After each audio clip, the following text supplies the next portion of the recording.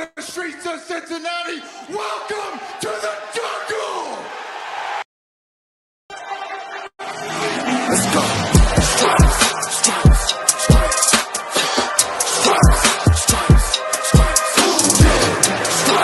Stripes, stripes, stripes, yeah. Stripes, stripes, stripes, yeah. Orange in the day, black in the night. Stripes in our veins, sparks gonna fly. The beast is awake, orange, black and white.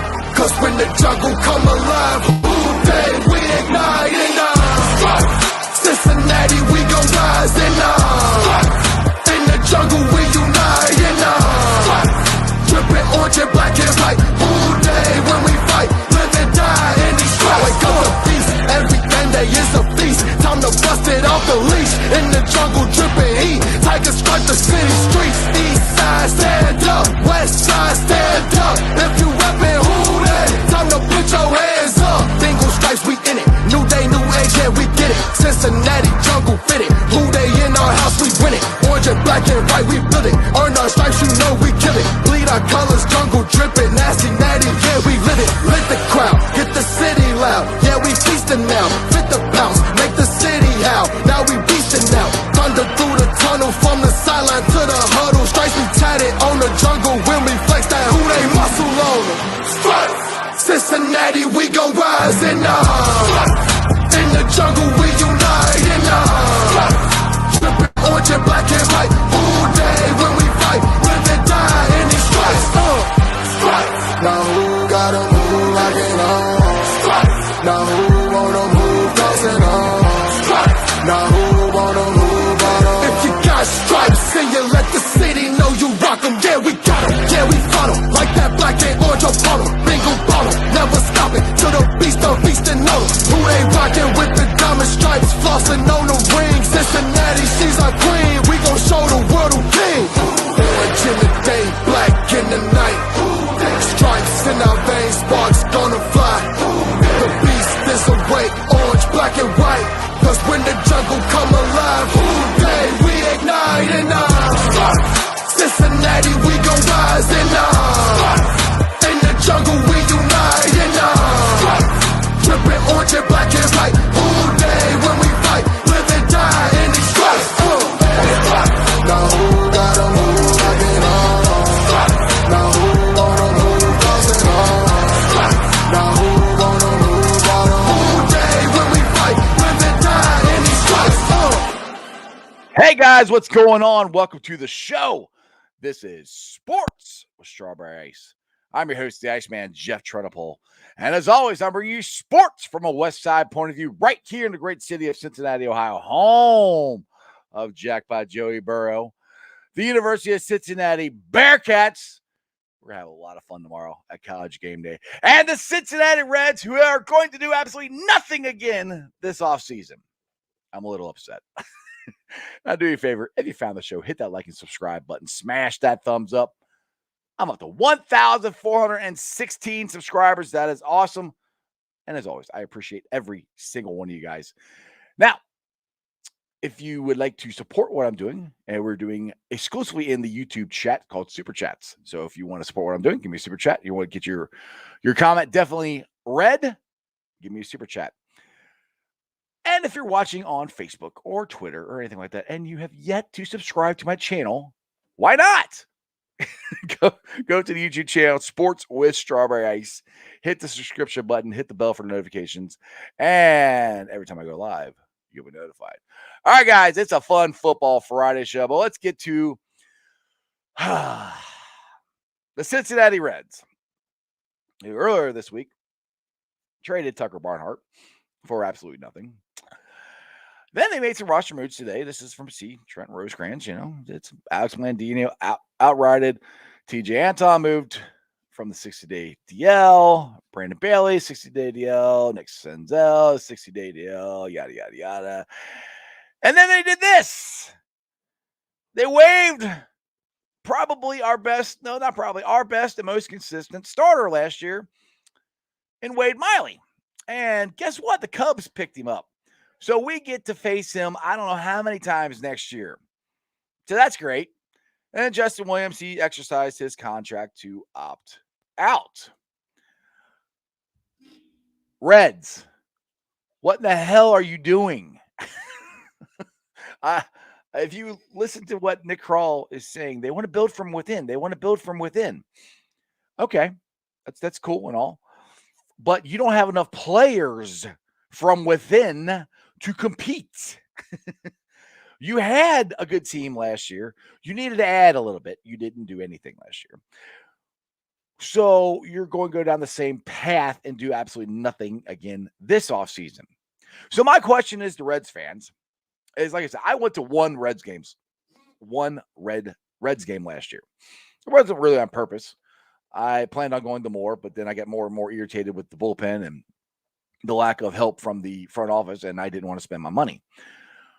So my question is, if you're not going to spend your money on the baseball team that you own, why should I spend my money on your baseball team? I'm just curious, because I've already went through the Carl Lindner years, where we had two guys. We had Barry Larkin and we had Ken Griffey Jr. and not a whole lot else. And Carl Lindner expected us to go watch him. That's what this is looking like. I mean, Nick Kroll has come out and said, well, we got to do it within the budget. And it's not Nick Kroll's fault. I'm not on him. I'm more on Bob Castellini and the ownership group. So if you're trying to keep it within the budget and everything, what that tells me, and that tells all Reds fans, means you're not spending any money and you're not going to compete. You're not going to contend. So we had 2 years? We rebuilt for 5, and we had 2 years of semi-good baseball. And now it's like, it's over. We're just gonna have to build from within. They want to build with Jesse Winker and Hunter Green and Nick Lodolo and all these, which are great. They're all great players. And Nick Senzel, they're great players.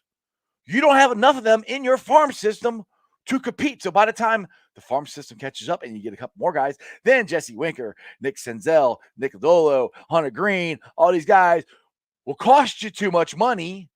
And you'll trade them for nothing, or you'll let them go. You'll do the same thing you're doing now. Tell me I'm wrong. I mean, oh my goodness.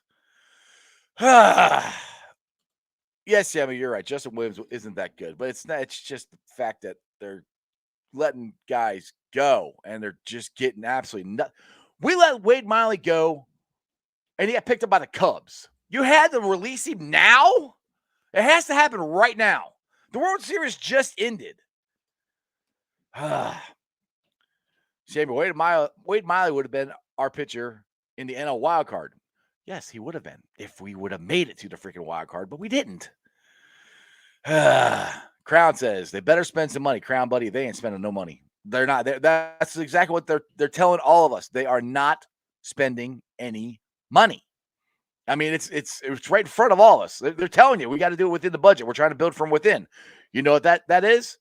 And I don't even want to say rebuild, because they're not. What are they rebuilding to? They have good young players. You have to add around it. I'm not saying spend a ton of money, but spend something.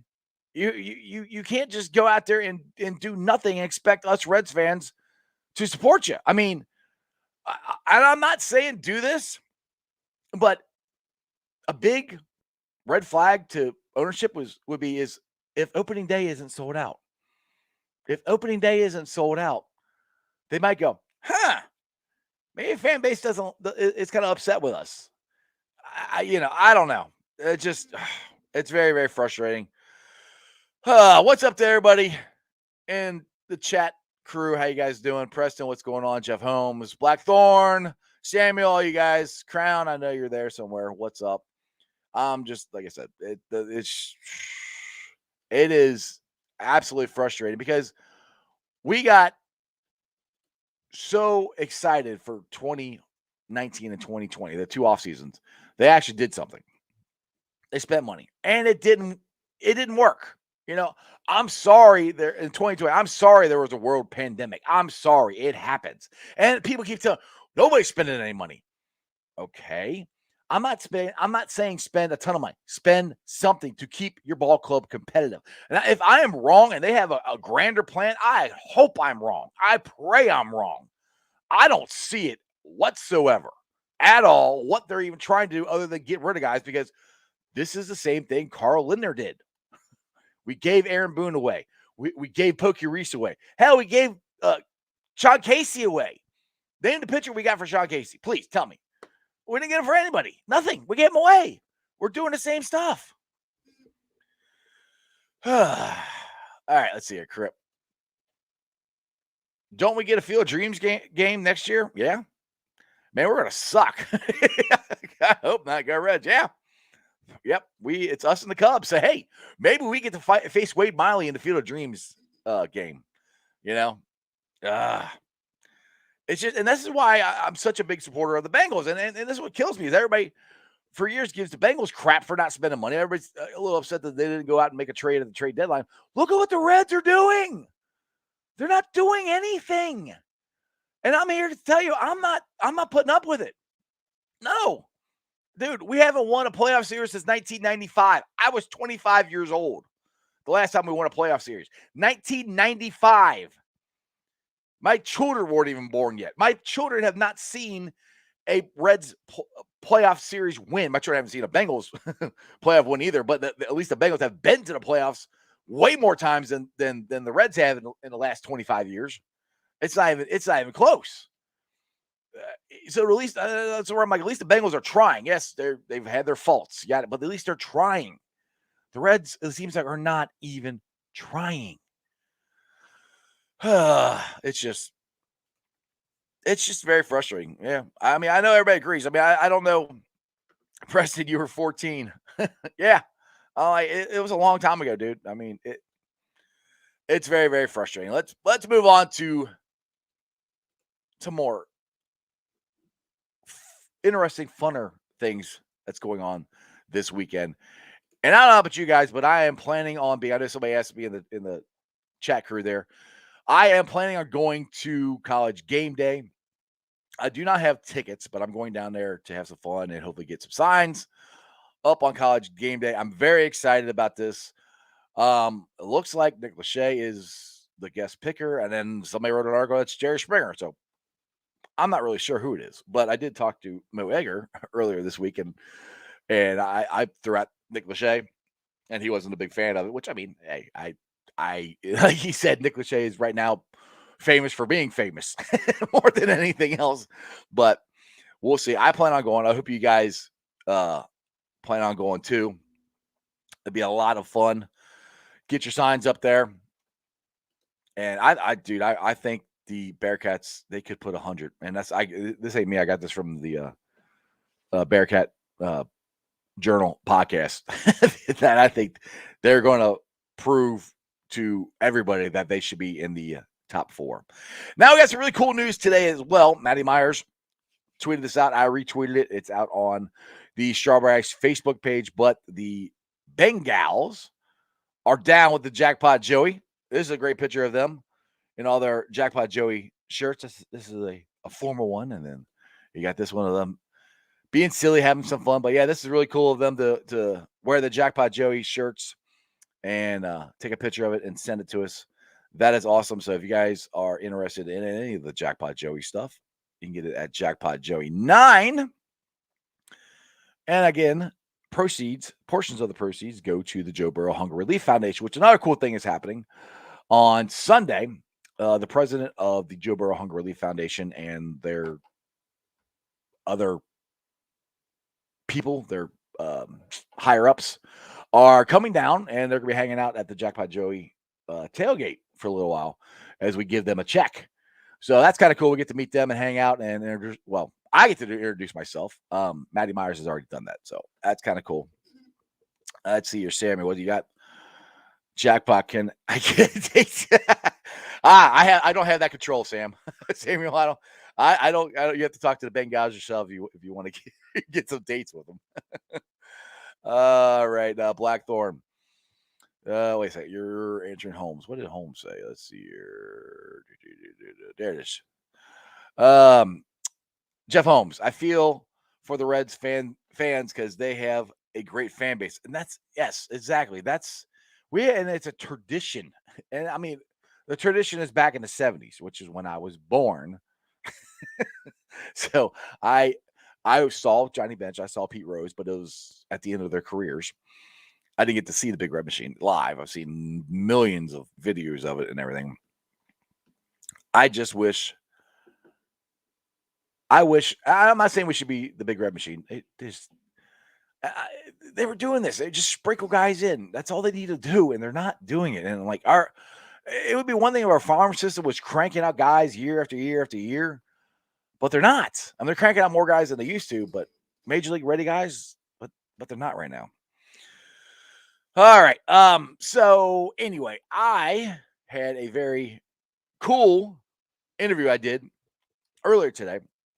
And if you guys know, I've had Kieran on here for Kieran's Corner. He's from the Full 10 Yards podcast. They do a lot of college football, and they also cover the NFL. Well, they had a gentleman on there by the name of Shaun, who's a Browns fan. And he decided, was gracious enough to come on my show and discuss the Battle of Ohio. And like I said, I told him, and I scoured this entire country to try to find some Browns fan that had the guts to come on my show. I couldn't find any. I had to go across the pond.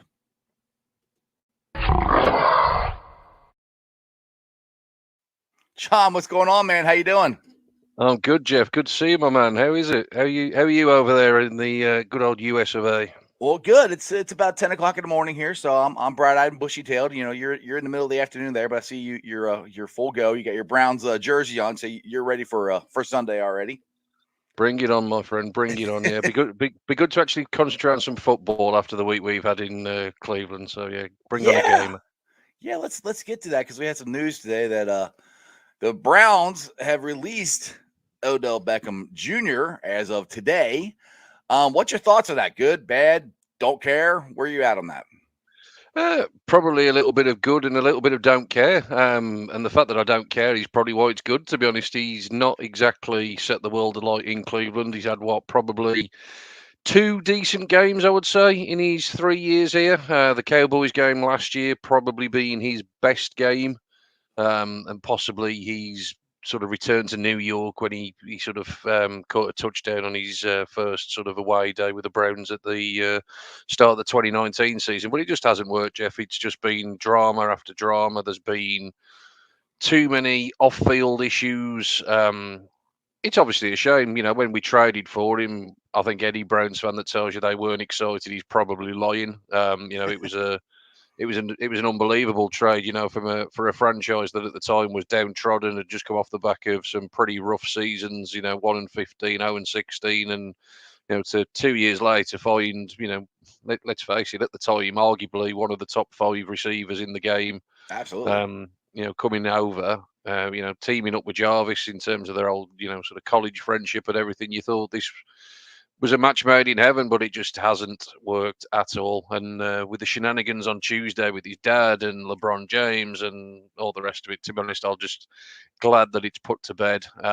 We'll wait and see where he ends up now. That'll be the thing now. He'll no doubt end up somewhere and come back and bite us in the arse. But yeah, that's the scary part. That might happen. But yeah, it was kind of interesting that, I mean, by stats wise, Baker Mayfield has done better without him, to be honest, in the games that he's played.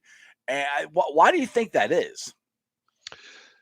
there's 2 different trains of thought. I think the issue that we've got with this system, and there's been a bit of a rumbling this week around Stephon Diggs wasn't necessarily happy playing in Kevin Stefanski's system in Minnesota. It's not necessarily designed for a superstar wide receiver. You know, it's not like, That's true. you know, you guys now have got Jamar Chase and obviously, you know, throwing plenty of targets his direction. This offense isn't built around throwing the ball 10, 15 times a game to one individual. There's a lot of 12 and 13 personnel. The wide receiver has to do an awful lot of blocking, that kind of thing. The scheme is designed to get players open and essentially take what the defense is giving you. And unfortunately, Odell's ended up a lot of the time as a decoy. You could obviously understand from his point of view, you know, he's not happy with that. He wants a new contract. He wants to get back to being that sort of 1,500 yard a season receiver, making the highlight reel plays and hauling in touchdown catches. But it just hasn't worked out. I think Baker Mayfield seems more comfortable without him there for whatever reason. It's really difficult to put your finger on that. I don't think there's any doubt that the guys have worked behind the scenes. They've obviously got together. They've had workouts and drills with each other.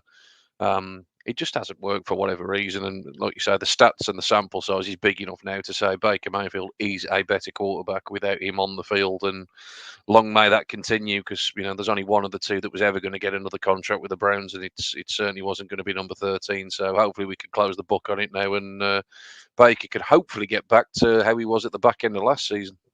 Yeah, now that's funny you bring that up as far as the way Stefanski runs the offense. And that actually is the scary part for me going into this game with the Bengals here. As you saw last week against the Jets, Mike White, who became a legend against the Bengals, dinked and dunked and screened his way to 400 and something yards against the Bengals. And that's exactly what the Browns offense is. I mean, that's what they do best. And that's the part that does scare me about them.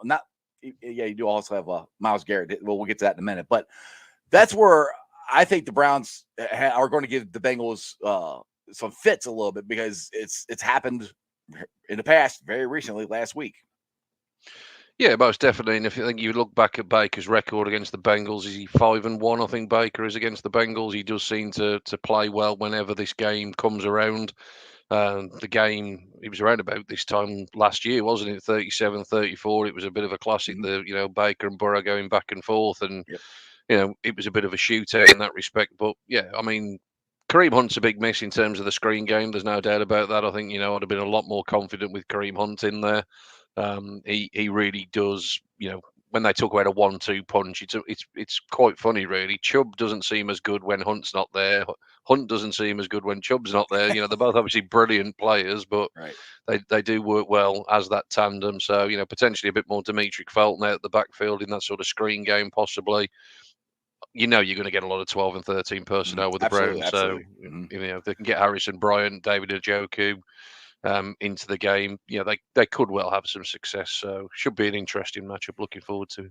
Exactly. Yeah. I mean, for me, the key to the Bengals winning this game is we got to stop the run game, because that to me, that is what the Browns offense is based on. They got to run the ball, and the Bengals, except for last week, we'll just kind of forget about last week, but it did happen. They've been very, very good at stopping the run. And we just went into Baltimore and we went into Pittsburgh and beat both of them by a lot. So we have a chance of being 3-0 if we're able to beat the Browns, which, sorry, I usually call them clowns. But that I have a nickname for everybody in the AFC North. But that's to me, that's the key to the Bengals hopefully getting this victory, is you got to stop the run. And I'll take my chances all day long on Baker Mayfield trying to make the decisions of where to pass the ball, more than him just handing it off and watching Chubb. Kareem is hurt, but watch Chubb run. Yeah, most definitely. I think it's not a great matchup for the Browns in that respect. And I think the Bengals against the run, as you mentioned, let's ignore last week. They've got plenty of size on the interior. DJ Reader, in particular, very good against the run, and then you got plenty of length on the outside as well. Hendrickson, I think, has been, I wouldn't say surprising as much as he obviously had a great season, last year with the Saints, but it's always a little bit of a gamble when you pay someone so much money off the back of one good year, but he's certainly carried it over. And he's looking like a good pickup. So, as you say, outside of last week, been very, very good against the run. So yeah, I mean, look, the Browns' offense is built around that run game. There is no two ways about that. If it doesn't fire, as it didn't fire against Pittsburgh, that they seem to sort of almost trip themselves up, to be honest. And by the way, thank you for Larry Ogunjobi. I just want to put that out there. We really are enjoying him right now. Can we swap him with Andrew Billings, who's doing absolutely nothing for the Cleveland Browns? Larry O was. I really liked Larry O when he was with us. He has 2 or 3 splash plays a game. He's. I think for what you got in terms of what you paid, I think Larry Ogunjobi was a good pickup, and one that I would have liked to have seen the Browns retain for a rotational piece on the line, to be honest. But he'll be obviously up for this one as well. So absolutely, this he's got this on mark because he wants to prove the Browns they were wrong about him. They should have signed him. And my concern is, I think he's on the he could have a Pro Bowl year this year. He's on the verge. We'll see how the year goes, but My concern, as far as being a Bengals fan go, is re-signing him because he might not be that cheap to keep him. Because I've been calling him Geno Atkins 2.0 because he pretty much has plug and play and filled what Geno Atkins did for us for all those years. And like you said, we got DJ Reader, who we didn't get to see a whole lot last year. He got injured out for the season last year, I think after game 4. But seeing those two right next to each other, that is why it is hard to run on the Bengals. And like you said, you got the H boys coming around the outside. So we're giving all this gushy stuff about the Bengals and how good they are. What are the keys for the Browns? Let's just put it out there. Myles Garrett. I'll put it out there right now. He scares me. He could get a strip sack like he did last year against Burrow. He could just wreck everything. He's, I think, if not the best, one of the best defensive players in all of football. Yeah, for me, he's certainly the best pass rusher, I would say, in all of football. Obviously, like you say, defensively, you might want a different skill set as an overall player, but I think, as a pure pass rusher, he's certainly the best in the game. He's had a phenomenal season. He obviously leads the league in sacks. One thing that we haven't got as a defense, you mentioned there about strip sacks. We're only ranked 31st in takeaways. That's been a big issue for the Browns this year. They haven't been able to force the turnover and obviously take the ball away and create some short fields. But Myles Garrett is a one-man wrecking ball. Obviously, the Bengals' offensive line always gets questioned. I actually think he's played quite well this year. I think Jonah Williams has played well. Probably 2 or 3 of the guys on the offensive line are probably performing above expectation, and Burrow for the most part has been able to keep pretty clean. But yeah, Garrett is obviously a different proposition. Much better defense all round with Jadeveon Clowney on the other side as well. They work really well as a tandem and as a partnership. And again, similar to what I just said in terms of the Browns run game, similarly for the Bengals, it's difficult to run on the Browns because they've got that speed and that length on the outside. Like I say, the issue that the Browns have had in recent weeks is the 2 interior guys have started to be pushed around a little bit, which they weren't at the start of the season. Malik Jackson, obviously a veteran player. To be honest, he looks like he needs a bye week. he looks like he could do with taking a blow. And then Malik McDowell, good story in terms of a bit of a recreation project, but obviously out of prison and essentially it's his rookie season. Although he's 25, he's never played a down in the NFL, so he's almost sort of hit a bit of a rookie wall, which comes back to I'd quite like Larry Obeck for a bit of depth on that line, but. Yeah, the Browns' defense overall, Garrett's obviously the spearhead. It needs to play better in the secondary. It's pretty good on 1st and 2nd down. It's terrible on 3rd and 4th down. And if you're not creating the turnovers, obviously your 3rd and 4th downs become your money downs. It just seems that whatever the down and distance, it's 3rd and whatever, we seem to give it up more often than not.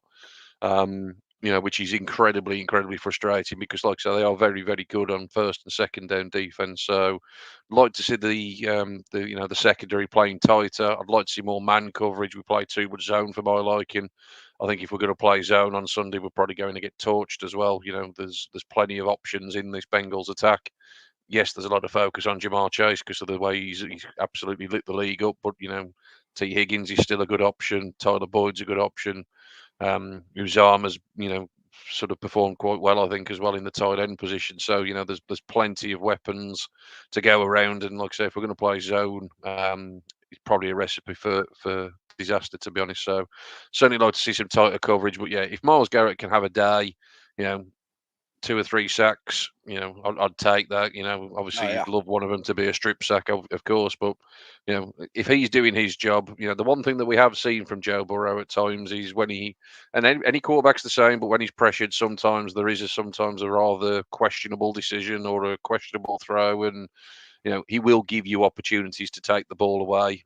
So it's all about, can they get, pressure to number 9. Yeah, he's been really good on 0 blitzes. Joe Burrow has Jack by Joey Burrow has been. I don't have the stats from it, but I know a couple weeks ago he was like number 1 or number 2 as far as passing goes on 0 blitz. But you are right, he does. His interceptions are a little high, but a lot of that has to do with, I think he trusts his guys more than, I won't say more than he should, but he trusts them a little too much sometimes, thinking they're going to be able to make a play, and sometimes they can't. But we're about 13 minutes into this. Just give everybody a little background about the full 10 yards and how you became a Browns fan and all that stuff. Yeah, so full 10 yards, like you say, across the pond. We're a social enterprise now in the UK, so we actually officially sort of make any sort of revenue and income. It's all invested back into the game in the UK. We help people get into coaching, we help people get into officiating, because more games in the UK get cancelled because of a lack of officials than anything else. It's obviously not like soccer, as you guys would call it, where you need one referee. Obviously, American football requires multiple people across the field. So, yeah, we're trying our best to try and help as many people get into coaching and pay for scholarships and that type of thing for guys to be able to get out on the field. We produce all sorts of content: NFL, college, betting. Big market over here now for betting on the American football slate. So the guys, have that covered, and we go 365 days a year. There's no off season. We keep pounding out the content. In terms of me and my Browns fandom, support the Browns now for 13, 14 years now. 14 years, I think it is now. Why did I choose them? My English soccer team had Randy Lerner as their owner, so it just felt like a natural thing to support the same team as he did, as he owned in the States. So that was my connection. And as everybody will tell you, if you speak to them, being an Aston Villa and a Cleveland Browns fan has been quite miserable for the best part of the past decade. Yeah, unfortunately, So, yes. But us Bengals fans feel your pain, because I lived through the '90s, and the lost decade was not good. And well, I haven't seen a playoff win for the Bengals since I was 15. At least you guys got one last year. My son, who's 21, has never seen one. But that goes with a lot of Cincinnati sports around here. The Reds haven't won a playoff series since '95, and the basketball team always goes into the first round of the tournament. Always seems like we lose in the second round. Yada yada yada. So yeah, we feel your pain as far as that goes. But this year with the Bengals, it feels a little different for me anyway.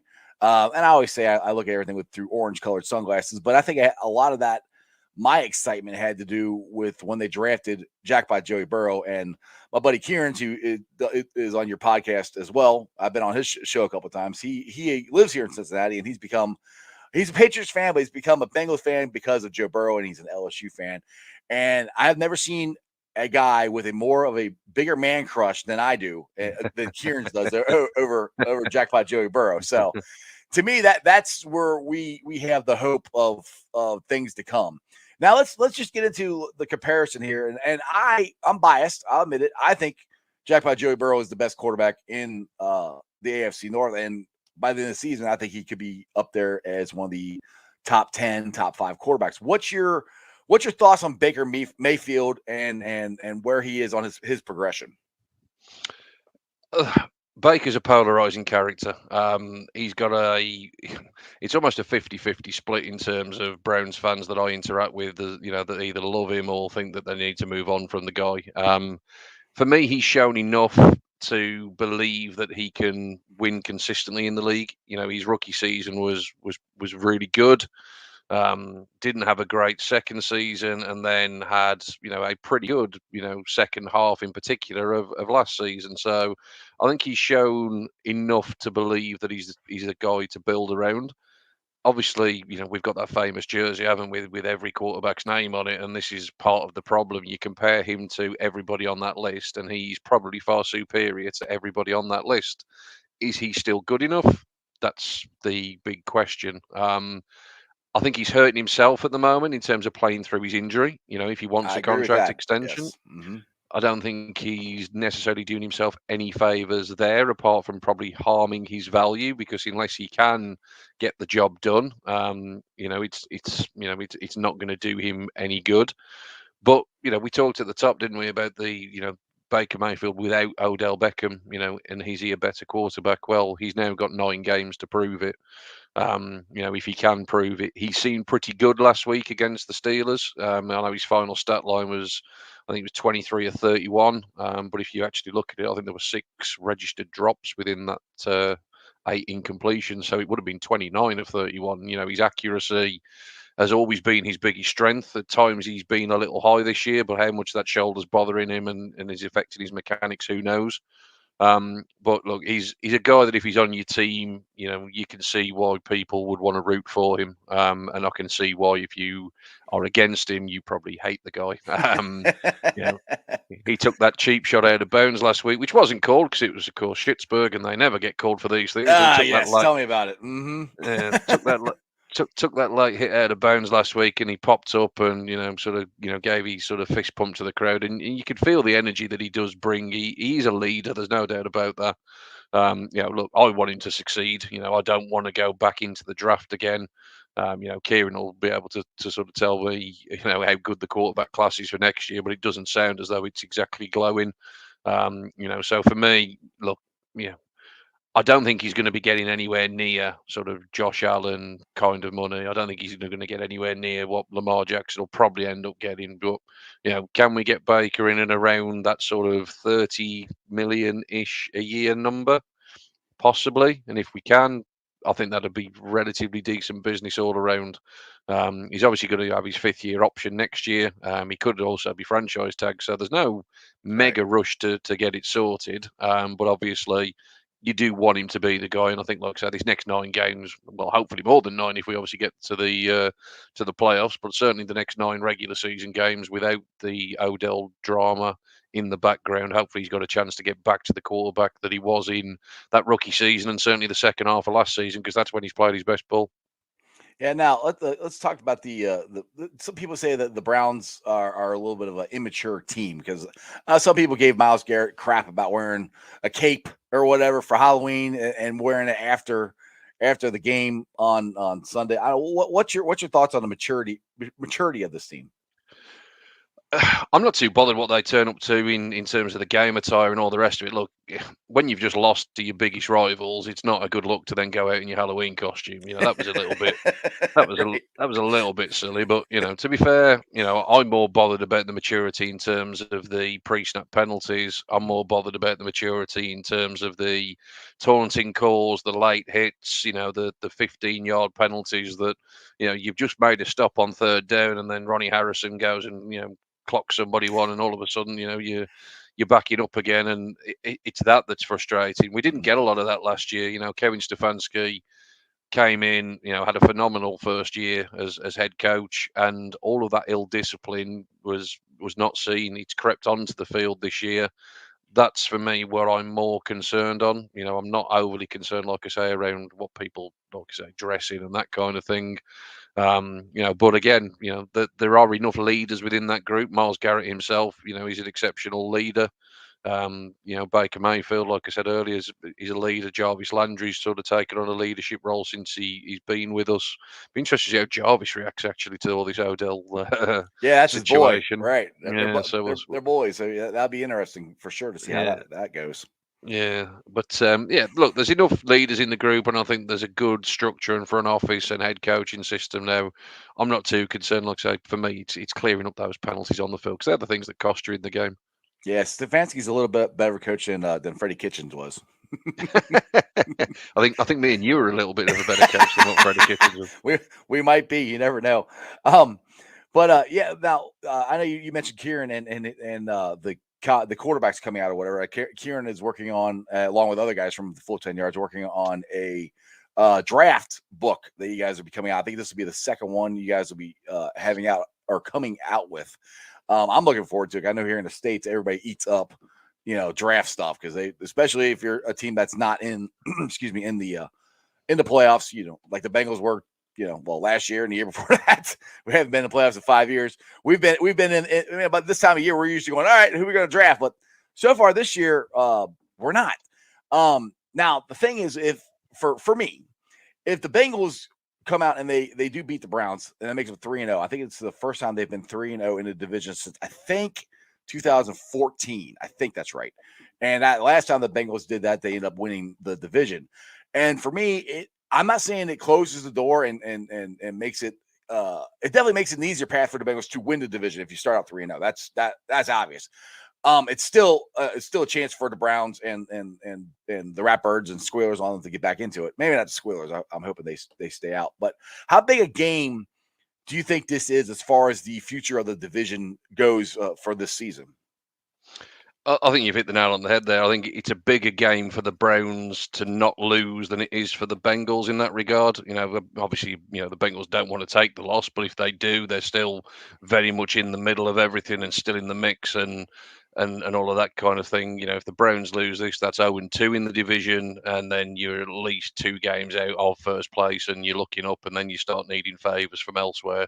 Mm-hmm. It's a much bigger game for the Browns in that regard. And after the week that they've had, like I say, it could be a galvanizing thing, to bring the team back together. That's the hope, obviously, of the optimistic Browns fan within me, that the team will really now rally around and put everything out there on the field.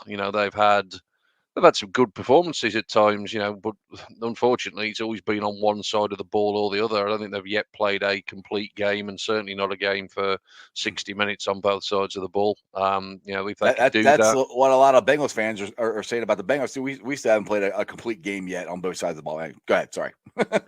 No, you're absolutely right. I think the defense has had excellent games. Chicago, obviously Justin Fields' debut. They sort of harassed him all afternoon. They obviously only they only let the Vikings get 7 on the board. Mm-hmm. Even last week, it was only 15 to the Steelers. It wasn't like a terrible defensive performance, but then, like I say, the offense hasn't fired. And then in other weeks, we've put up 30 against the Chiefs and lost. We put up 42 against the Chargers and lost. So, there needs to be that level of consistency. If the Browns win this, all of a sudden the division is again right back in the mix for anyone, and you wouldn't rule Absolutely. any of the four out at the No. moment. So To me, the AFC North is the hardest division in football to win, because I think in the AFC North they play a physical, different kind of football than they play in other divisions. To me, it's the best division to watch, especially when our teams are in it. Because I mean, for how many years now, being Browns and Bengals fans, that we had to watch the Ratbirds and the Squalers fight it out for the division. And how nice is it that we get to do it for a change?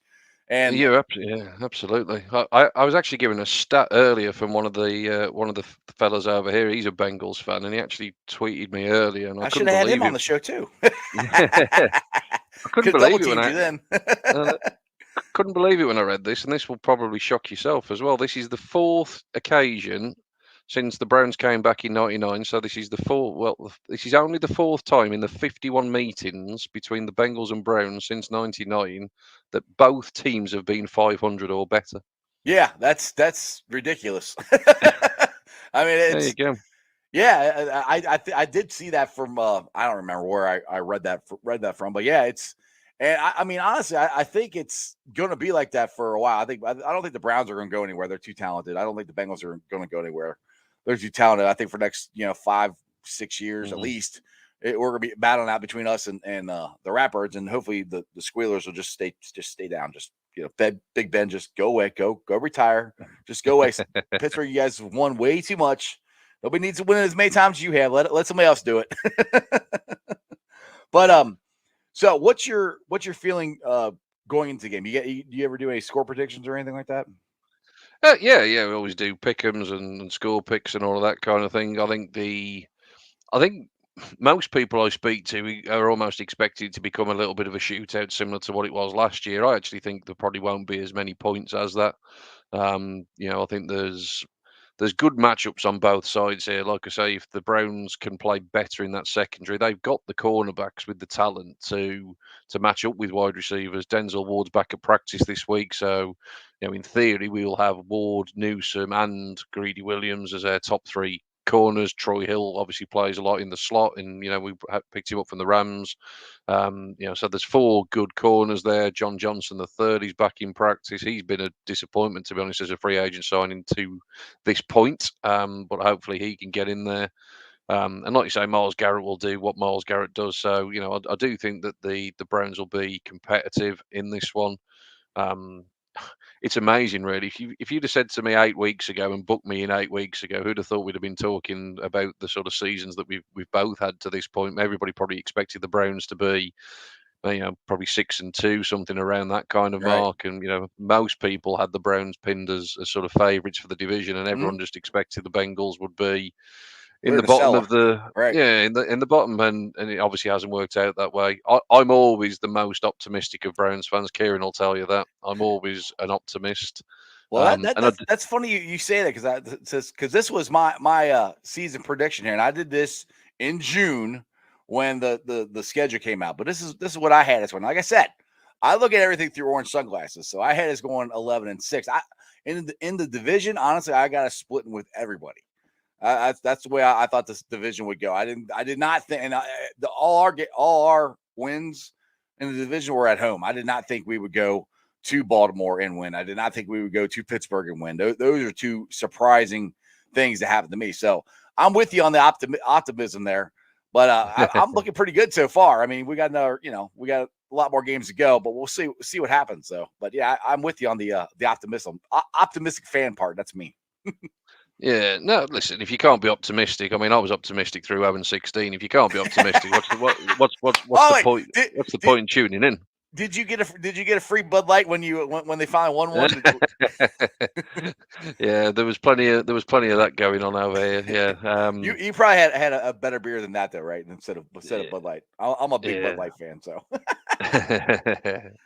Yeah, it was. Oh, look, they were dark days. And we're not back at those dark days. It feels a little bit like the circus has come back over the last week, 10 days, and like I said, nothing will put it right better than a win, and a big win on the road against a divisional opponent and obviously a local rival. I think the game is probably going to be a field goal game either Oh, way. absolutely. Yes. You know, I don't see it being a blowout one way or another. I think it's going to be a tight game. Um, I will take the Browns to win it because I am the optimist. But like I say, I think, something around 27, 24, I don't see it being 30, 40 points on each side of the ball. Like I say, sort of mid-20s, that kind of range.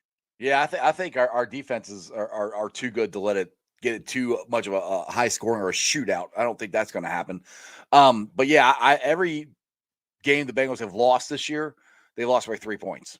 So I'm not saying they're going to lose. I think I'm obviously going to take the Bengals to win, but it's going to be a touchdown field goal game. It's not going to be a shootout because one, like I said, the teams are starting to finally double team chase a little bit, roll the safeties over, and that's what happened last week, and that's where T. Higgins started going off a little bit.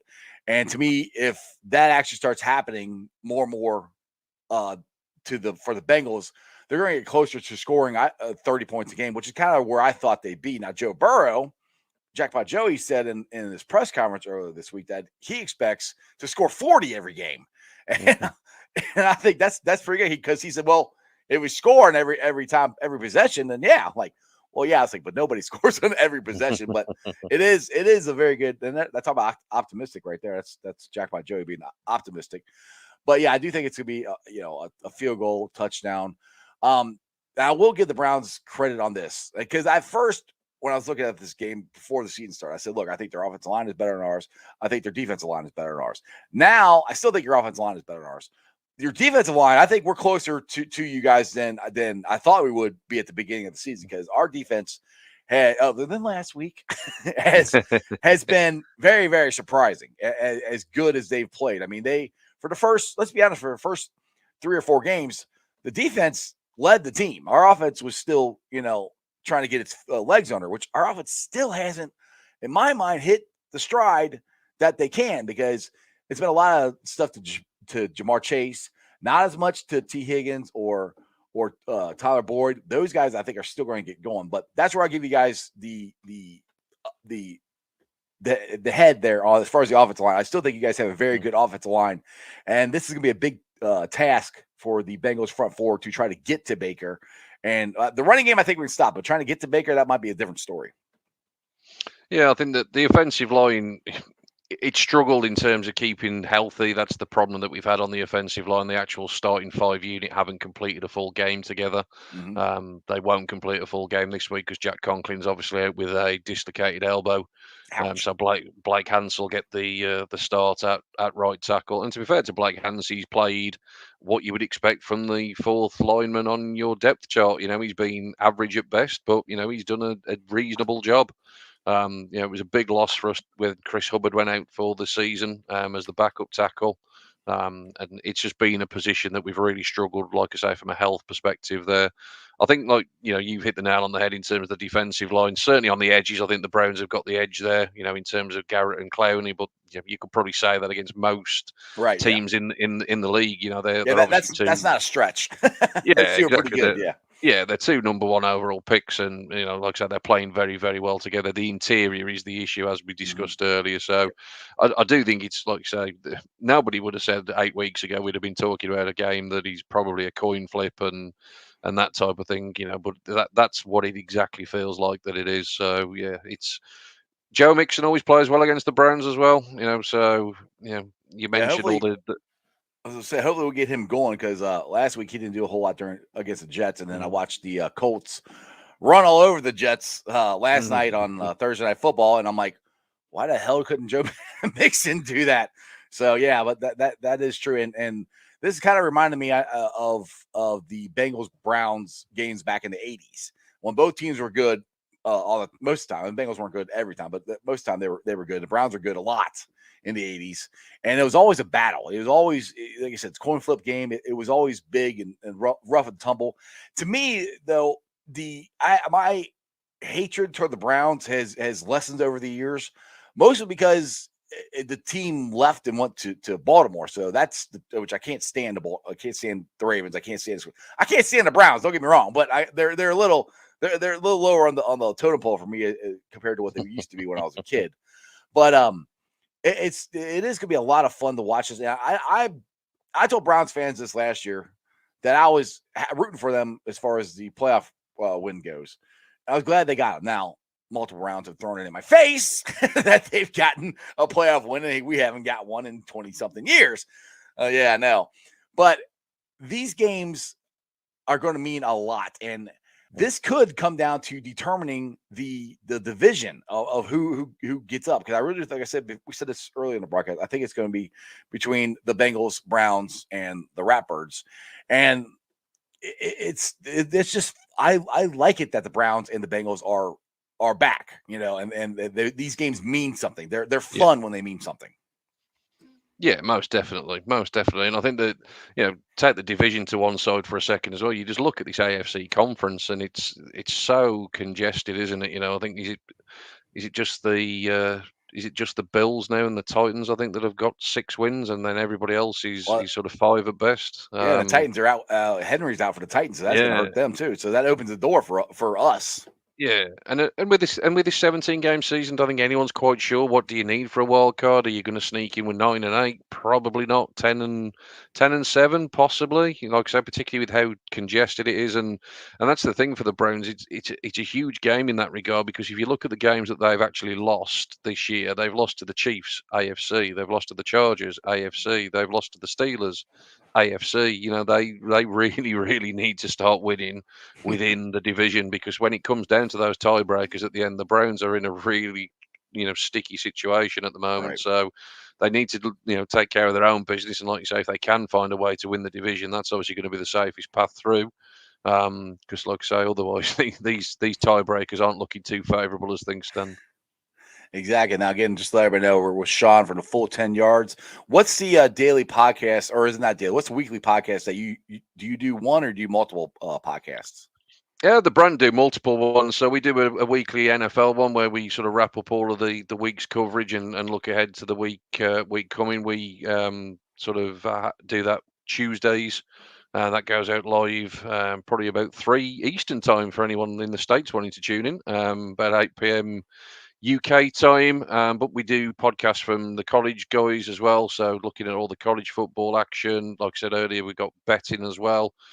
So we usually leave that till towards the weekend once the lines have been established, and get people the best bits of advice that we can for them to win a few bets while they're watching the game on a Sunday. So yeah, it's pretty full on, 3 or 4 podcasts a week across the brand, and obviously the website all the time, full10yards.com. Plenty of articles and all that kind of stuff goes up on there as well.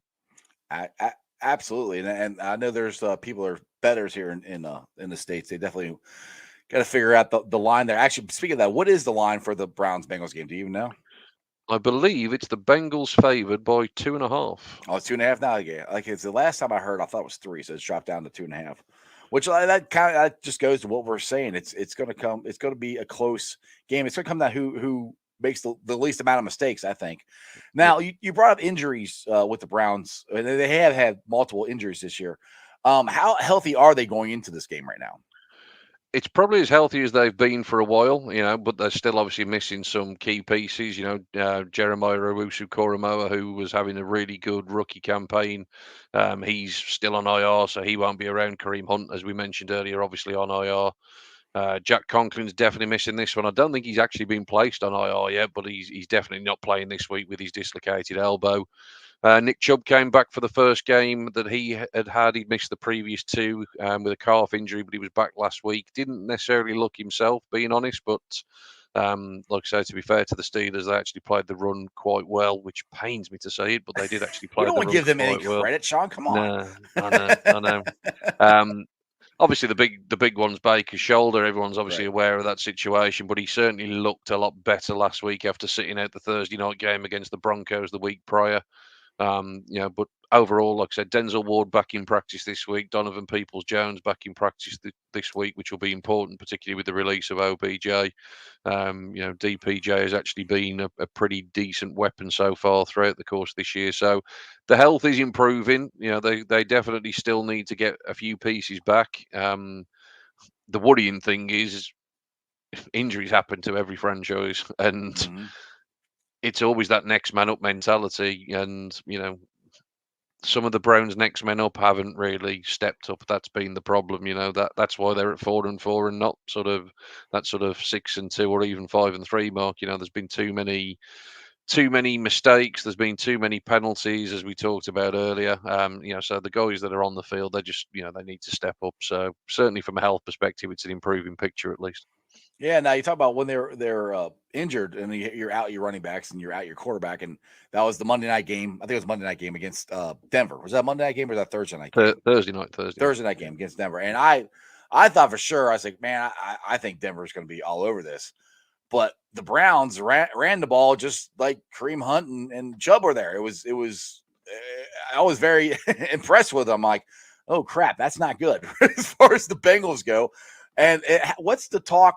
Is there any talk going on in Cleveland that Baker should sit and let Case Keenum play because he did so good in that one start? Look, we said earlier, I think there's always going to be a portion of the fan base that have made the mind up that Baker isn't the guy, and you will find people that want to go that way. I think anybody that watched the game, look, Case managed the game, which is what you'd expect your backup quarterback to do. But he certainly hasn't got the ability that Baker's got. He can't make all the throws that Baker can make. Baker's got a cannon of an arm. Case Keenum struggled to throw anything more than 5 yards down the field, basically. So he was Mike White. For me, there's no comparison. I mean, Case Keenum, like I say, can he come in and win games? Yes. Is he going to take you to the playoffs? Everybody bangs on about Case Keenum in 2017. It's like, guys, it's 2021. It's it's not the same guy. He was terrible at Washington. He was terrible at Denver. He is what he is. He's a well-paid backup, and he came in and he did what a well-paid backup. He's a decent backup quarterback. That's where he's at. He's not a starting quarterback, and that's where I think Baker is definitely the better of the two quarterbacks.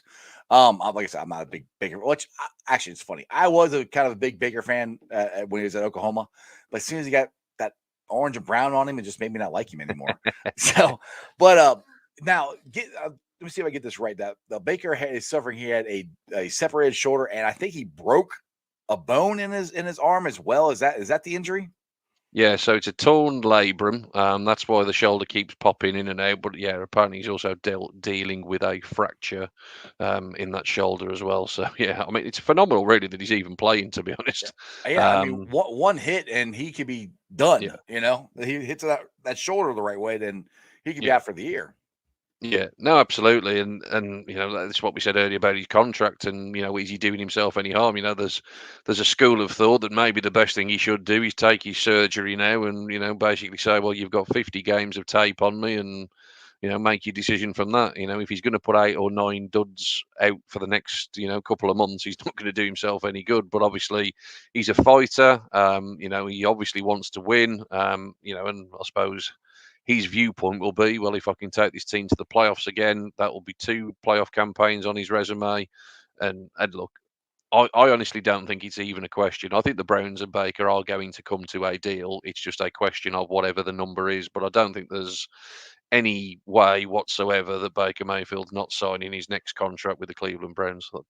Whether it's Oh yeah, this year or not. yeah, I agree with him on that because I kind of look at it like this a lot. And this is what I always said when we went on our 5-year playoff run and Andy Dalton was our quarterback. Everybody kept saying, we're a quarterback away. We're a quarterback away. I was like, okay, great. Who are you going to get? Yeah. That's the thing. He's like, we're going to the playoffs every year. Yes, we're losing, but we're going to the playoffs every year. We're not picking high enough to get a quarterback. It's not like they have, free agent quarterbacks, on trees out there that you can get. That's where I was like, who are you going to get? So yeah, absolutely. I think Baker is definitely going to be signed with the Browns again. And like we said, the quarterback class coming out is not that big. Yeah. I mean, there's going to be, you got Ritter coming out at Cincinnati. Well, I would say Rattler out of Oklahoma, but he's not even playing now. So there's a couple guys that are in the lower level schools that I think are some of the guys are pretty high up on, but there really isn't a big quarterback class. So yes, I absolutely think Baker Mayfield will get re-signed with the Browns.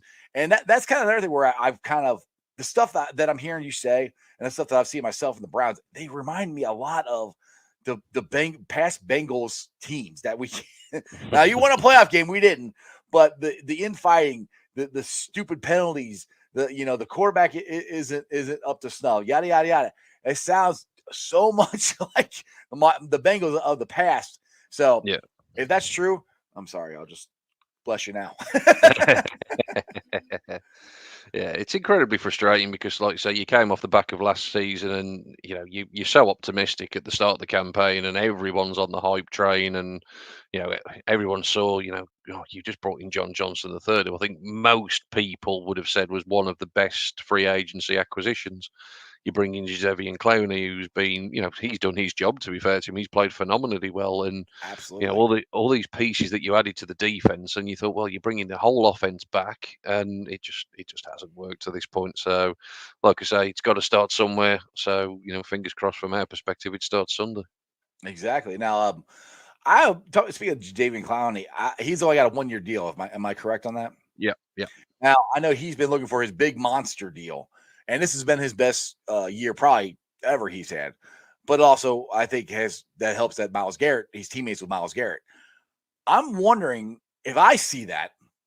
I wonder how many NFL teams see that. I still don't think he's going to get the big monster contract that he wants.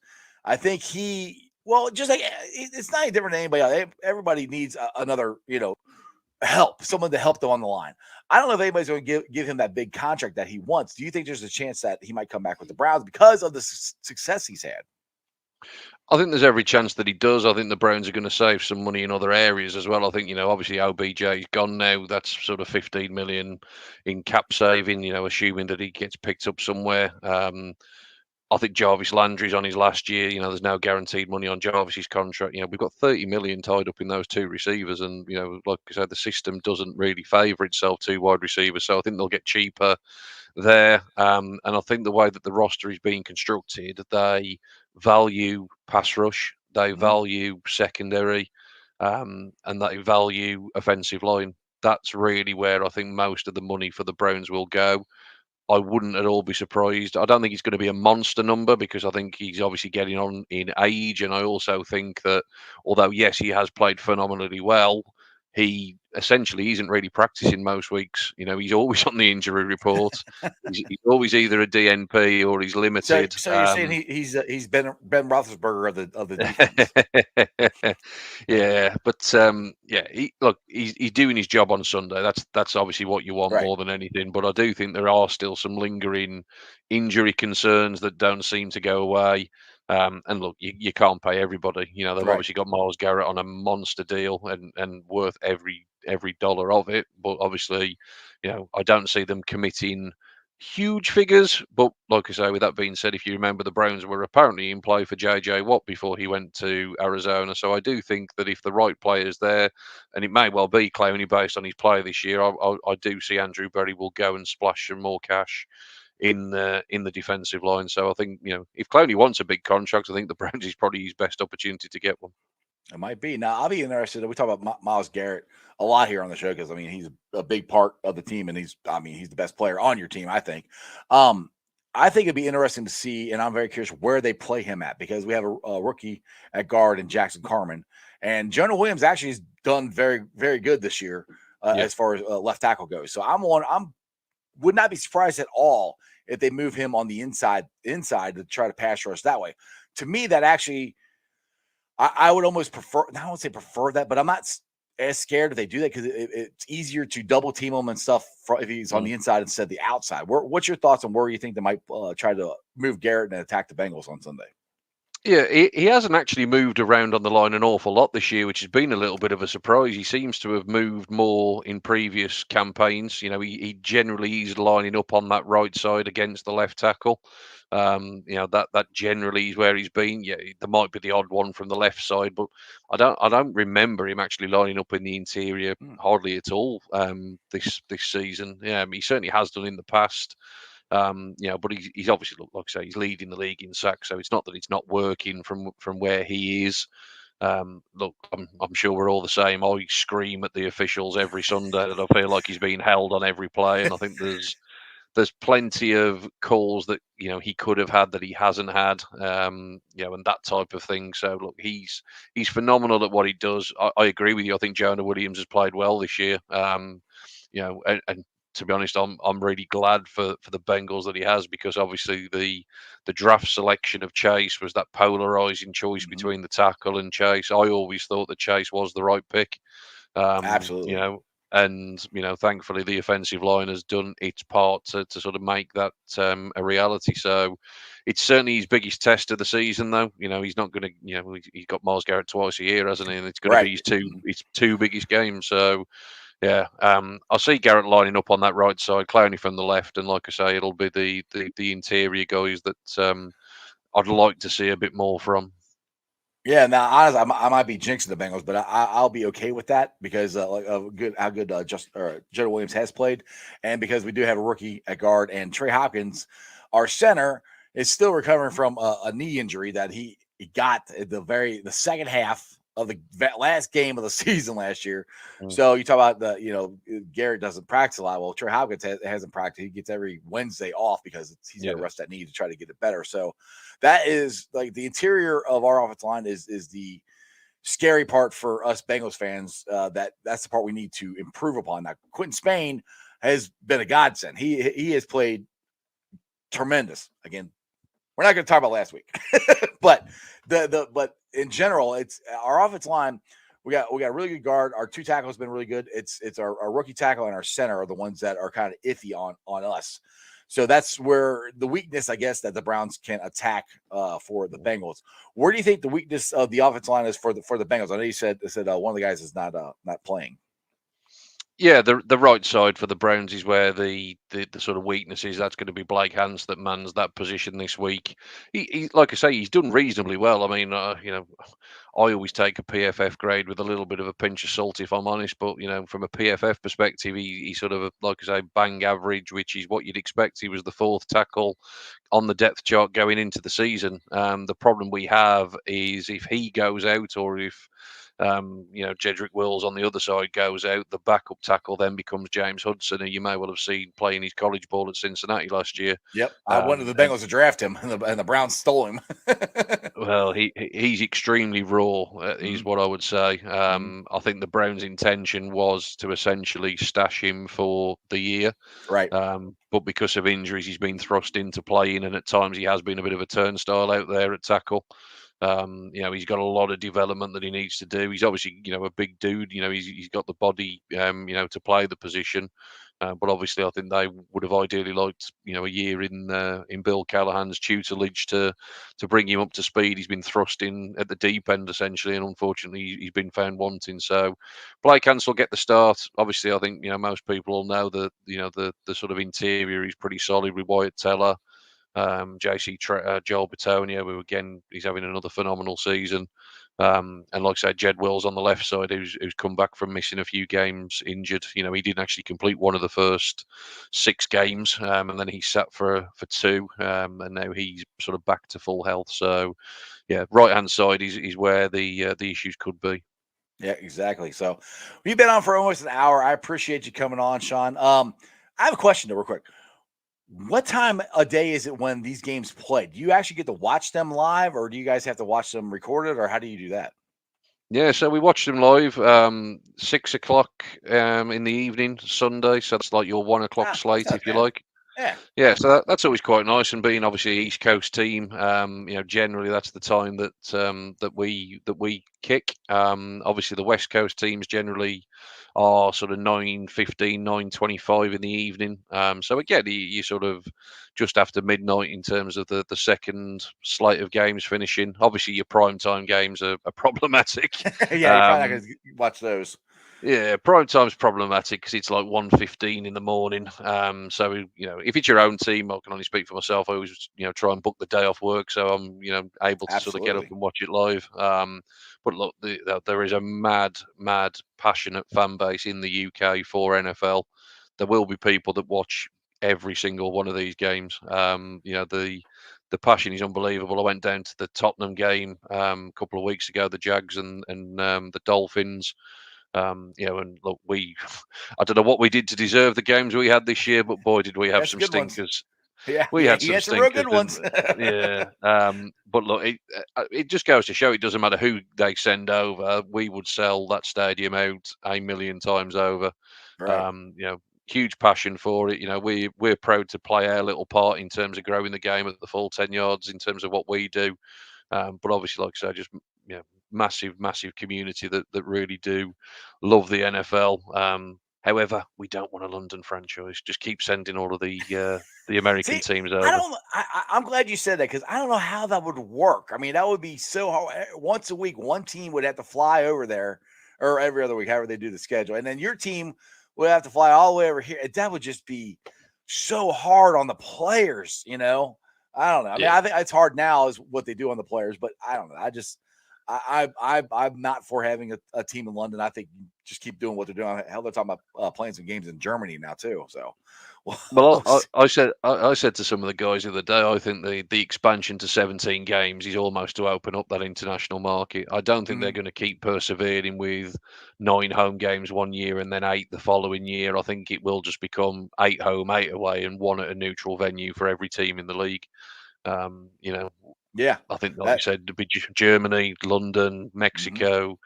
I'm sure the NFL will want to tap into the Asian market. So, it's obviously, look, it's a global game. It's growing massively.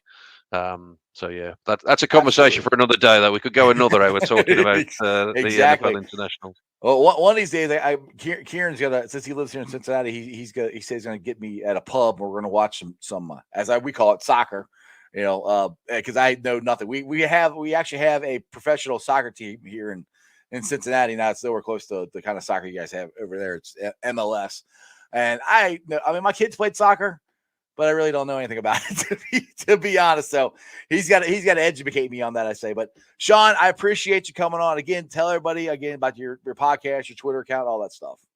Yeah, so find us at full10yards.com. That's the website. You'll get all of our written articles and the stuff that the guys produce. Podcasts throughout the week, like I say, NFL, college, betting, all sorts of stuff. You can find us on Twitter at full10yards is the main handle, at full10yards CFB for the college guys. And if anyone wants to chat Browns or anything else with me, it's at Shaun_F10Y. Thanks for having me, man. It's been a pleasure.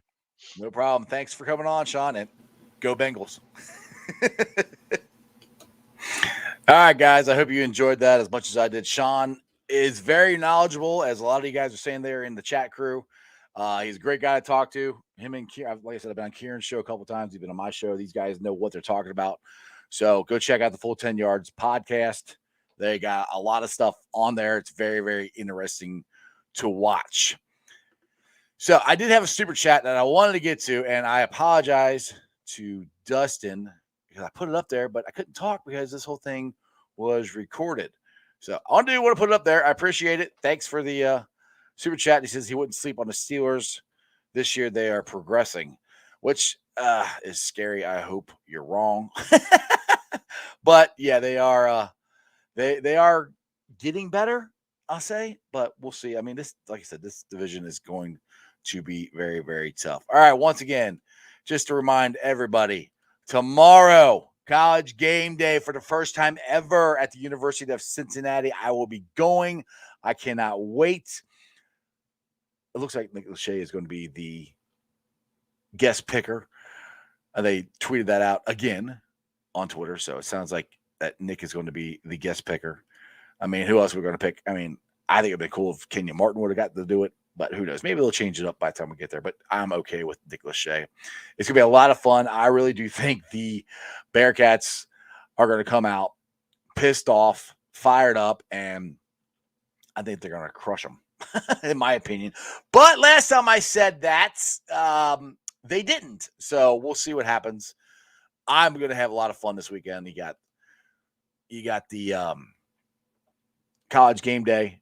You got the Boo, Battle of Ohio. It's going to be a blast. I cannot wait to get to this weekend. It's going to be a lot of fun. I'm glad you guys enjoyed Shaun. Like I said, go check him out.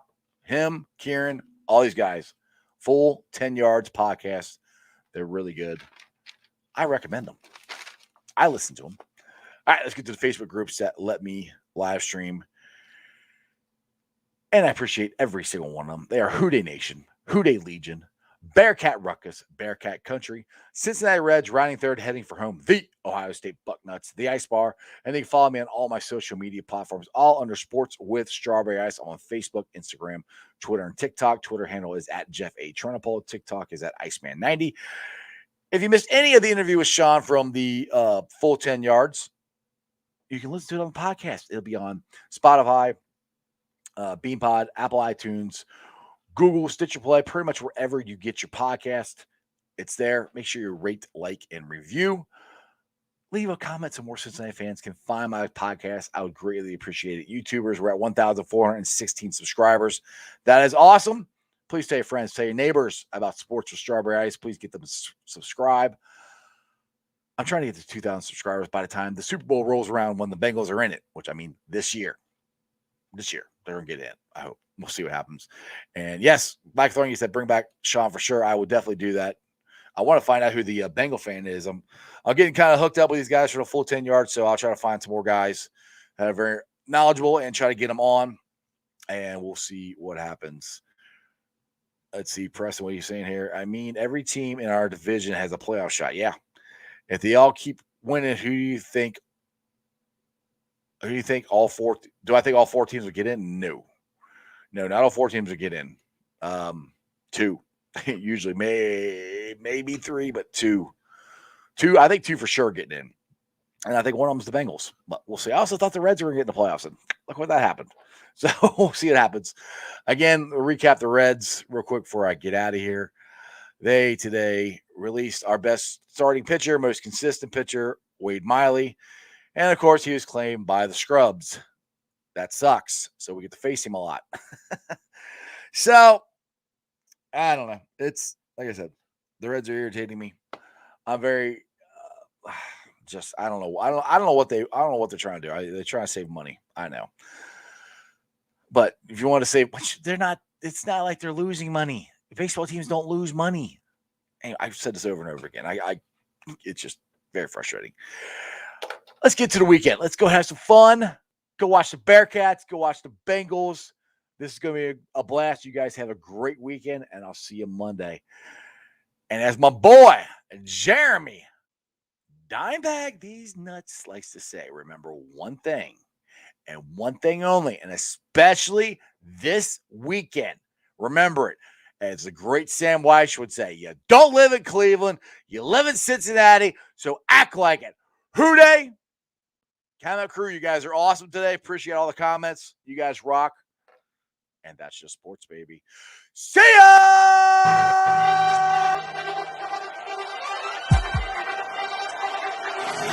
Let's go.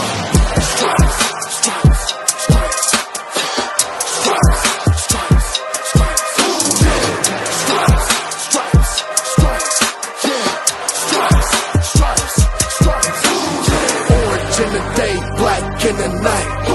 Stripes in our veins, sparks gonna fly.